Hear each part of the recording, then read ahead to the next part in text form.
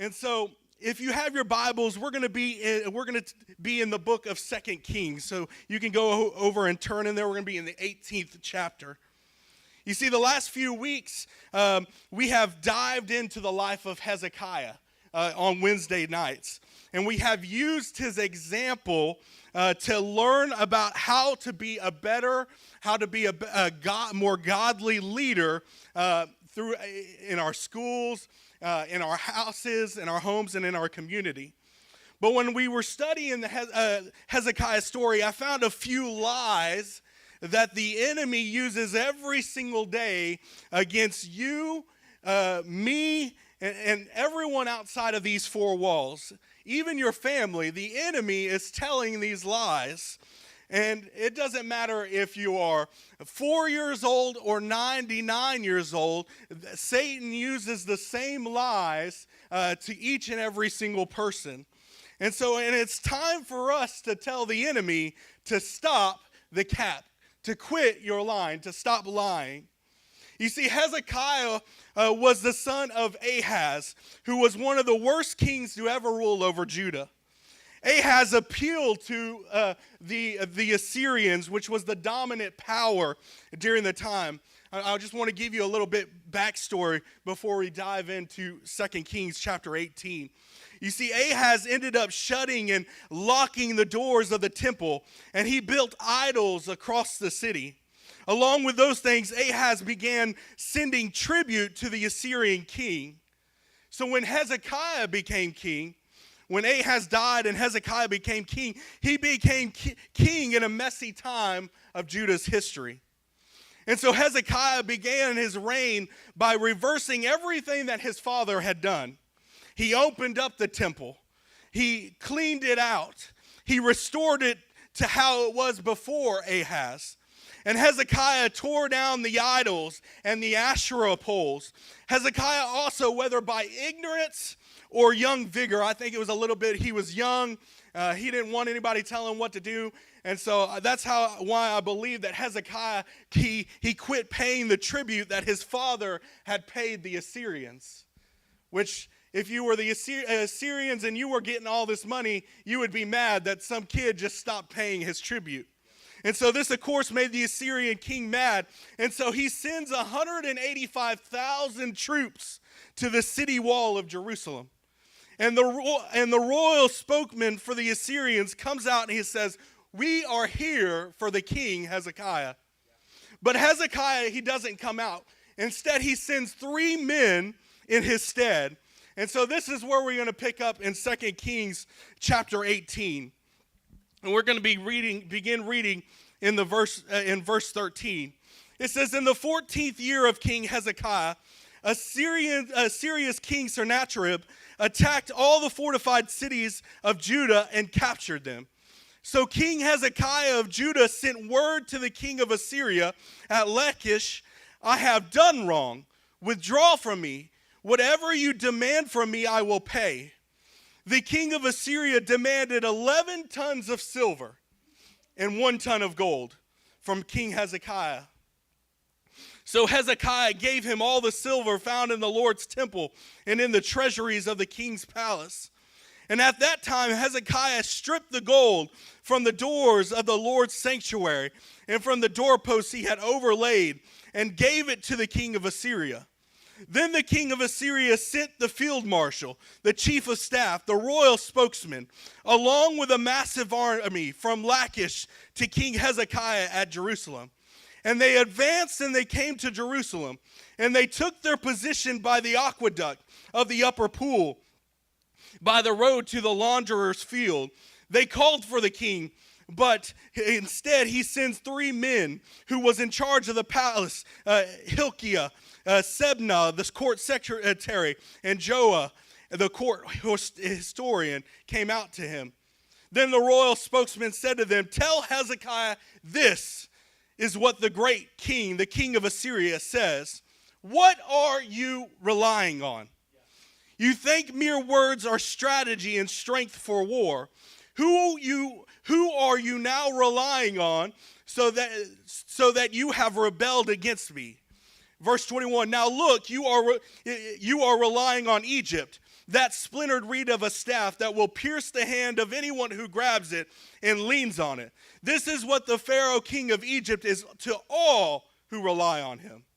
Suppose you say to me, we rely on the Lord our God.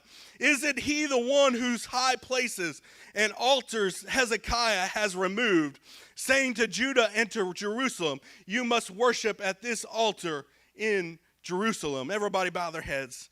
Dear Lord, thank you for this wonderful opportunity to speak your word. Lord, let these be your words and not mine. Lord, open every heart, mind, and soul to what you want us to hear through the story of Hezekiah. In your name we pray, amen. So even before Sennacherib, the Assyrian king, sends his army to confront Hezekiah, Hezekiah tries to appease to the king by apologizing. He says, sorry, I just forgot that I was supposed to pay you all this money. But whatever you ask for, guess what? I'm going to send it. And he tells the Assyrian king that he's going to pay for whatever he's owed. And Sennacherib tells Hezekiah that he owes 11 tons of silver and 1 ton of gold, which was a huge asking price. You see, that's $564,667 of silver. And it is $48,775,542 of gold. You see, King Sennacherib knew that Hezekiah couldn't pay that enormous amount of money. So he sends his army anyway. But to the Assyrian king's surprise, when his army shows up, Hezekiah has the payment in full ready to give him. You see, what you have to understand is that silver was used mostly for money. It was easier, and gold was used more to build things because gold was such a strong metal. It was used more in the buildings, as we see in temples and in the palaces during biblical times. And so the problem wasn't the silver. Hezekiah had the silver in the treasury. The problem was the gold. He had to somehow find that amount of gold in such a quick amount of time. And so he eventually has to take the gold and tear it out, not only of his house, but also God's house. So when the Assyrian army arrives to a debt paid in full, he of course wants to know how Hezekiah could come up with so much money in such a short amount of time. And the royal spokesman says, what are you relying on? Who are you relying on? Where did you get all of this money? And so the royal spokesman knew that there was only one place that Hezekiah could get that much gold, which was Egypt. In fact, Egypt aided and was a known ally of Hezekiah. So the royal spokesman asked Hezekiah, are you relying on Egypt? He says, because if you are, the royal spokesman says it this way, a splintered reed of a staff will pierce anyone who grabs on it, meaning that Egypt is never to be trusted. And if you do, they're only going to stab you in the back, or if you lean on them, they're going to break. You see, when you face the enemy, he will tell you that you are alone. He will ask you, who are you relying on? And it's the same question I ask you this evening. Who are you relying on? Because when we face the enemy, when he comes to attack, the first thing he's going to tell you is that you are alone. You see, but I'm here to tell you that is just cap from the enemy. Because I know that God said in Matthew, I am with you always to the end of the age. You see, it doesn't matter who you are this evening. Nobody here is alone. You may be a successful businessman, but you didn't get there alone. You may be a doctor or a nurse. You may work in any part of the medical field, but you did not get there alone. You may even be a pastor. You didn't get there alone. You see, you may be a parent or a grandparent. I'm telling you, you did not get there alone. You were never alone. You see, even you may be saying, Pastor David, I'm none of those things. Maybe you're saying I'm homeless. I'm strung out on drugs. I'm making minimum wage. I'm the furthest thing of being successful. Guess what? You were still not alone. You see, this is the enemy's first lie, his signature move, a move that has worked for thousands of years, a move that continues to be successful every 11 minutes. You see, maybe you're here and you are in a lonely place. And I'm not just talking about the single people here, but I'm not just talking about those who don't have any followers on Instagram. I'm talking about those that are no longer find joy in what they used to find joy in. I'm talking to those that feel disconnected from everyone and everything. You see, the people of Jerusalem were surrounded by the Assyrian army. You see, Hezekiah was stuck inside of his palace. They were unable to leave to get water. They were unable to gather food. They were stuck in the walls. And Egypt wasn't coming to lend a hand. Other Judean cities had already fallen. They were totally alone. And the enemy knew that. You see, the devil attacks us when we're alone because he knows that we are the most vulnerable when others aren't around us. He also thinks this is when we're at our weakest point. The Bible tells us that in Matthew chapter 4 that then Jesus was led by the Spirit into the wilderness to be tempted by the devil. You see, he knew that Jesus was alone. He went to tempt him. The devil can detect when you're feeling alone. In these moments of attack, he wants you to believe that no one is coming to aid you. That you're going to sit there and you're going to starve, that you're going to thirst and just fall in a crumble heap. He wants you to know that you're alone. But we have to be able to tell the enemy to stop that cap because we are never alone. So Hezekiah's men stand silent as the royal spokesman asks, "Who are you relying on?" And the royal spokesman decides he's going to continue. And he says, "Suppose you say to me, we rely on the Lord our God. Isn't he the one whose high places and altars Hezekiah has removed, saying to Judah and to Jerusalem, you must worship at this altar in Jerusalem?" You see, you may be asking this evening, weren't those high places and altars idols? They were. But to the king of Assyria and the royal spokesman, our God, uppercase G, was just like any other God, lowercase g. And they thought that our God was just like any other God, and he would be mad that idols and altars were destroyed. So the royal spokesman decides to use another tactic that our enemy Satan uses and tell us is that our past defines our future. You see, when we talk about our past, it can be pretty difficult because all of us have different pasts. Not one past is exactly the same. Some of your past could be filled with failure. I'm not necessarily talking about a small decision, but we took some stumbling steps and absolutely collapsed. You might have said things, did things that we absolutely and totally regret. Something that happened in our past that still has a mark on us today.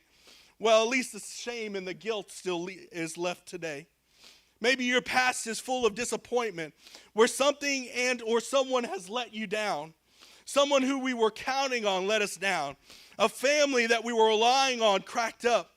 But whatever it is, regret, disappointment, fear, I believe that the devil thinks it is his job to take a look at your life, try to figure out what to write across the top of your story that will mislead you away from God and away from the promise and the purpose that he has for you. You see, and if we allow him, he won't necessarily tell you anything that didn't happen, but he will arrange it to where we will continue to click on. What do I mean by that? Has anybody ever watched the news? All right, and you see those little, the bar across the bottom, and it has news stories that continually grow across the bottom. You see, those are the ones that weren't worthy to have any minutes on the news. And so they just continue to roll them across the screen. You see, he will arrange our story to where we will just continue to click on. You see, those stories that you read, they're written in a way that makes you not want to investigate or figure out the whole story. That's what the enemy tries to do in our lives. He tries to make our story. He's going to write a headline on our lives, something that we did, something that we said, that will totally eliminate our worthiness to be a story. You see, at this point, a crowd has gathered on the wall. And Hezekiah's men attempt to get the royal spokesman to talk to just them in Aramaic, a tongue that many of the citizens didn't speak. But the royal spokesman get louder and addresses the people on the wall. So Hezekiah tore down these high places, Asherah poles, idols down, because instead of following what everyone else said was right, he decided that he was going to listen to the Lord. But when the enemy stepped in, the royal spokesman only focused on what he thought was wrong. He told Hezekiah, hey, if you say that you are relying on the Lord, remember what you did, what you said. You see, the enemy is saying, hey, if you're trying to rely on the Lord, remember when you were abused? You see, you're worthless now. Remember that you struggle with this or that? Maybe if I tell them that they are alone and unloved, then I can get them to do something to experience just an ounce of what it truly means to be loved. And then I can write that headline of their lives. Maybe I will write that they're an addict. Maybe they may think that they have no control over their actions because that's just who they are, because that's who their dad was, and that who was his dad was. And of course, that is who I am. And the enemy is going to want to write it big enough, say it often enough, leave it at your doorstep enough to remind you. But that's all cap from the enemy. You see, the devil is a liar. And sometimes you don't get to control what happens to you. Ask Joseph. He wouldn't have wanted to be thrown into jail, sold into slavery twice, accused of rape, thrown into prison. But he didn't let his past define his future. You see, the royal spokesman tried to use something from Hezekiah's past to define his future. He told Hezekiah that the Lord wasn't going to help him because of what he did. You see, the royal spokesman was literally telling Hezekiah that everything that was coming to Hezekiah in the kingdom of Judah was the Lord paying them back for their actions. Stop the cap. Our past does not define our future. We continue reading in 2 Kings, and in verse 23 it says, so now make a bargain with my master, the king of Assyria. I'll give you 2,000 horses if you're able to supply riders for them. How then can you drive back a single officer among the least of my master's servants? How can you rely on Egypt for chariots and for horsemen? Now have I attacked this place to destroy it without the Lord's approval. The Lord said to me, attack this land and destroy it. Then the three men that Hezekiah had sent said to the royal spokesman, please speak to your servants in Aramaic, since we understand it. Don't speak with us in Hebrew, within earshot of the people on the wall. But the royal spokesman said to them, has my master sent me to speak these words only to your master and to you?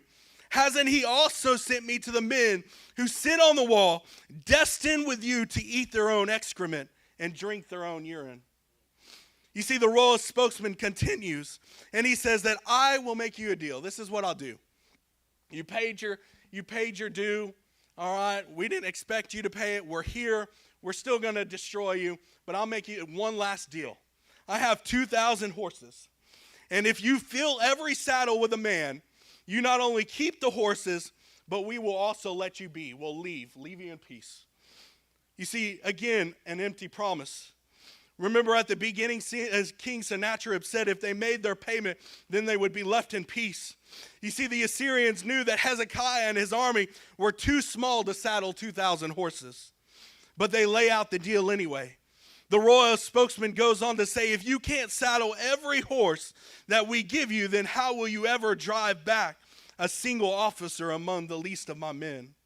You see, at this point, a crowd of citizens had gathered on the wall, and Hezekiah's men attempted to get the royal spokesman to talk to just them in Aramaic, a tongue that many of the citizens didn't speak. But the royal spokesman gets louder, and he addresses the people on the wall, telling them that they were destined to eat their own excrement and drink their own urine. It was here that the enemy attempted to tell Hezekiah and Judah that they were too small and too weak compared to the forces of Assyria. And those things are exactly the thing that the next lie that the enemy tries to tell us. You see, but in the Bible, it tells us to be strong. In fact, it tells us to be strong 36 times.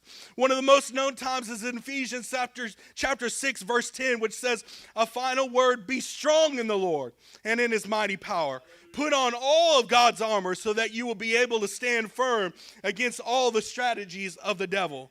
You see, I want you to understand that this is the last thing that Paul tells the church of Ephesus. And it's such a declarative statement. But Paul doesn't just tell them to be strong. He continues to tell them that their strength isn't from what I can do alone.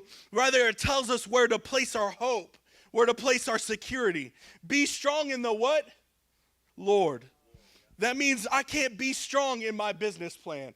I can't be strong in my financial plans. That means I can't be strong in my education.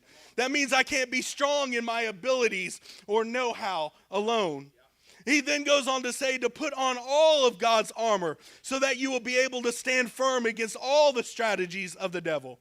And when we go over this verse over and over again and all the other 35 instances where this phrase is repeated, it hits me. You see, God wasn't asking us to act strong. He wanted us to be strong. The crazy thing about our generation is that we confuse acting strong with being strong. We think it's the same thing. You see, we can act like our marriage is strong. You see, we can act strong by posting our Bible verses and our Bible plans. You see, we've gotten so accustomed to acting strong and not being strong. The reason that we've gotten so accustomed to acting strong is that we can post whatever we want on social media and people think that is our lives. That's what our lives are, just perfect and hunky-dory. You see, we've gotten so accustomed to acting strong. We spend all our time trying to earn money so that we can spend it on nice things just to paint a picture that we have everything together. And Hezekiah could have said, all right, send the horses. He could have filled every saddle with a man, woman, child, scarecrow, it doesn't matter. Because if Hezekiah had filled every saddle, they were unmatched against the Assyrians. It still would have been 2,000 versus 185,000. Hezekiah could have acted strong. And maybe the enemy has come in close enough to whisper in your ear that you are weak or that you are too small. That's fine, because what did Jesus say? He said the spirit is willing, but the flesh is weak. You see, we are weak, but we will never be strong until we admit that we are weak. And I know that you didn't come here tonight to listen to this, but some people here need to admit that they are weak in an area. Some of you have had the same weakness for decades, and when someone gets close to your weakness, you shut down and you move away. But the only way that you're going to get stronger is if you let God work in your weakness. You see, when the royal spokesman got a little close to home, Hezekiah's men tried to hush the spokesman. You see, they were trying to protect their weakness. You see, you're doing the exact same thing, trying to protect your weakness when God is trying to use your weakness. You see, weakness is allowed. Look throughout the Bible and look at the people that God chose to use and tell me otherwise. God welcomes weakness. You see, just like Satan does with us, the Assyrians wanted to define them by their weakness. Define them at their low moment. Define them by just a season. When King David was looking for someone to bless from Saul's family, his men said, hey, there's this one man living, but he's crippled. You see, King David didn't care. He said, go get him at once. You see, I love it when others tries to disqualify you, because it becomes one of those things that God's saying, oh yes, they're already disqualifying them. That just makes the story better. That's something that I can receive all the glory from. You see, you can still win in your weakness. You just have to tell the devil to stop the cap. I'm not weak, and I'm not small. So the royal spokesman now has quit talking to Hezekiah's men. He's now talking directly to the citizens on the wall. And he shouts, hear the word of the great king, the king of Assyria. This is what the king says. Don't let Hezekiah deceive you. He can't rescue you from my power. Don't let Hezekiah persuade you to rely on the Lord by saying, certainly the Lord will rescue us. The city will not be handed over to the king of Assyria. Verse 31, don't listen to Hezekiah, for this is what the king of Assyria says. Make peace with me, surrender to me. Then each of you may eat from his own vine and his own fig tree, and each may drink water from his own cistern, until I come and take you away to a land like your own land, a land of grain and new wine, a land of bread and vineyards, a land of olive trees and honey, so that you may live and not die. But don't listen to Hezekiah when he misleads you, saying, the Lord will rescue us. Has any of the gods of the nations ever rescued his hand from the power of the king of Assyria? Where are the gods of Hamath and Arpad? Where are the gods of Sepharvaim, Hena, and Ivah? Have they rescued Samaria from my power? Who among all the gods of the lands have rescued his land from my power? So will the Lord rescue Jerusalem from my power. So as a last-ditch effort to get Hezekiah to surrender, the royal spokesman turns his attention to the citizens that have been watching the entire conversation from the wall. Looking at 185,000 men ready at a word to storm the city and kill every single one of them. The people listen to the enemy tell them not to believe Hezekiah and to surrender to Assyria, promising that they would eat from the king's vine and the fig tree, that they would drink water from his own well, live in a land full of grain, wine, bread, olive trees, and honey, the finest of the fine. If you'll just surrender, you can have riches untold. What I want you to realize is that in many cities that we read about in the Bible, that there was a certain type of people that lived on the walls. You see, we read of Rahab living on the wall of Jericho. And I want you to understand that Jerusalem was no different. The people that the spokesman is directing this last-ditch effort to is talking to the lowest of the low. He's talking to the prostitutes. He's talking to the deaf. He's talking to the blind. He's talking to the mute. Those that suffered from diseases. It was those people that the spokesman was offering such riches to surrender. These people were the outcasts. And if anyone would want to take what was being offered, it would be them. These are people that were just cast aside. And now here comes somebody offering riches untold. Olive branches, olive trees, wine, bread, something that they probably had never even tasted before. The king of Assyria was offering them. But the Bible says that not one of them said a word, because Hezekiah had told them not to. It says a lot of what the people thought of Hezekiah, but more importantly, what they thought about the God that Hezekiah believed in. You see, the message from the royal spokesman sounded eerily familiar to what we read hundreds of years later in Matthew chapter 4 in verses 8 through 10 as my wife comes to the piano. This is again part of where Satan is tempting Jesus. And in verse 8 it says again, the devil took him to a very high mountain and showed him all the kingdoms of the world and their splendor. And he said to him, I will give you all these things if you will fall down and worship me. Then Jesus told him, go away, Satan, for it is written, worship the Lord your God and serve him only. Then the devil left him, and the angels came and began to serve him. You see, again, as a last-ditch effort, Satan took Jesus to the highest of mountains, and he promised him all of the world.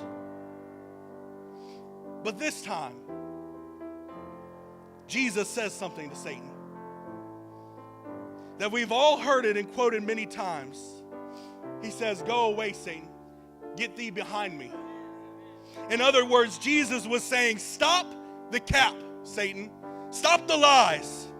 God is the only one that can supply our needs. You see, your job won't be able to supply all your needs. It'll supply some of it, but as it says in Philippians, my God shall supply all my needs. You see, your wisdom won't be able to supply your needs, but my God will. Your friends, your family won't be able to do it, but my God can. when you realize what kind of God that you serve, what kind of God who has saved you, how generous He is, how kind He is, how gracious He is. You see, we've got to stop relying on the world to maintain us when God is the one who can sustain us. You see, the Assyrians promised Jerusalem the finest things, just like Satan promised Jesus. But the world can't supply our needs, only Jesus can. And as you all stand with me, and as we enter into a time of prayer, you see, when we face the enemy, he's going to try to tell us that we're alone. He's going to try to tell us that our past disqualifies us from the future. He's going to try to tell us that we're small and that we're weak. And he'll eventually promise riches and wealth untold. But we have to be like Jesus.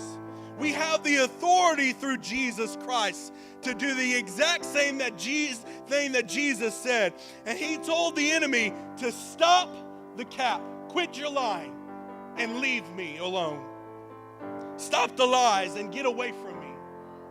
You see, we need a church that is going to be able to pray on their knees, to fight the enemy on their knees over their family, over their children, over their grandchildren, over their neighborhoods, over this city, and be able to say, Satan, quit your lies, stop the cap, and get away from me.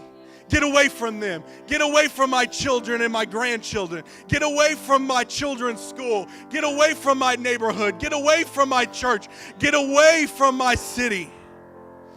We have the authority through Jesus Christ to do that. And so as we enter into a time of prayer, go to fight. Tell the enemy to stop his lies and to leave you alone. Because through the authority of Jesus Christ, he has to flee.